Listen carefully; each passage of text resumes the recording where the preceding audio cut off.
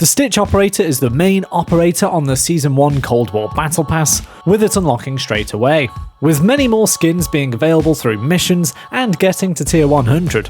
The missions that are available straight away on the Battle Pass are a little awkward in places, especially for Warzone only players actually. So the 4 missions are: in Warzone, win a one-on-one fight as a prisoner, i.e. win in the Gulag, so that's nice and easy.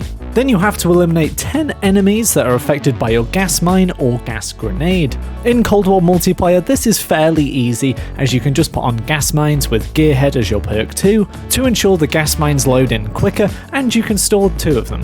In Warzone, this is a little bit tougher, and I recommend just heading into Plunder or Warzone Rumble with gas grenades and resupply on. From there, you've just got to land in hotspot areas and basically spam your gas grenades down. In normal Battle Royale Warzone games, this will be much tougher since gas grenades aren't the most effective tactical equipment ever. Once you've done that, you're on to Mission 3, which is to get 25 eliminations whilst using Tactical Mask or Battle Hardened as your perks. So this is basically the perk that reduces the effect of stuns and flashes whether you're on Cold War or Warzone. This is straightforward as you don't actually have to have been flashed or stunned or anything like that, it's just straight up eliminations. Again, for Warzone only players, this is probably quickest on Plunder. Then for the 4th and final mission, we've got complete 3 most wanted contracts. This is the one most people are having problems with. Some people have even said that they haven't seen any most wanted contracts around for ages. Let me tell you, they definitely have been on the game, don't worry. Just ensure you're not playing on solos, and they're definitely there. The best way to do a most wanted contract is to either pick one up right at the start of a game, or early in a game when you've already got your loadout on. Picking one up right at the start of a game may seem a counterintuitive way to complete a most wanted contract, since 1, you don't need one yet as none of your team are dead, and 2, you don't have the weapons you need to defend yourself. But trust me, you grab one and head up with your teammates to the top of a building with limited entrances and just hold those angles down. At this stage in the game, no one else has their designed weapons or loot, so they largely won't care about what you're up to just yet. They'll just try and get their own game going.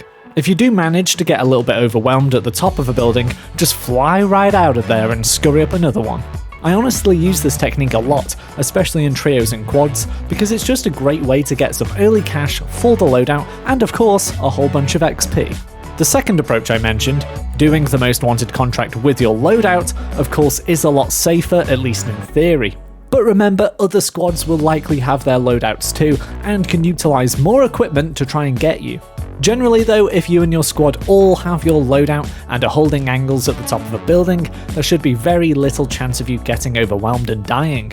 The only thing I would say when doing a most wanted contract at this stage in the game is that you need to ensure the storm isn't going to push you off the building before the 3 minutes are completed. You definitely do not want to be running around the streets with a most wanted sign on your head for the whole map to see, especially with a storm on your back. So complete these 4 missions and you've got all of the early tier skins for Stitch. This should be the case anyway, but I've seen some people are having a problem with some missions tracking, particularly the most wanted contract mission. All I can recommend at this stage is to try a couple of times, maybe after clearing your cache on your console or PC, then if it doesn't work, just hold off and work towards some other missions. Then just wait for COD to update it. Sadly, this happens a lot on Warzone, and we just have to work with it as best we can. You should know though that it's nothing on your end that you're doing wrong or anything like that, the missions are just messed up a little bit. For now though, that's all from me. If you do find a way to get the challenges to track that others might not have noticed, do everyone a favour and post them in the comments below please. And if you did enjoy the video, give it a like, and of course subscribe if you haven't already for more Call of Duty content. Bye for now.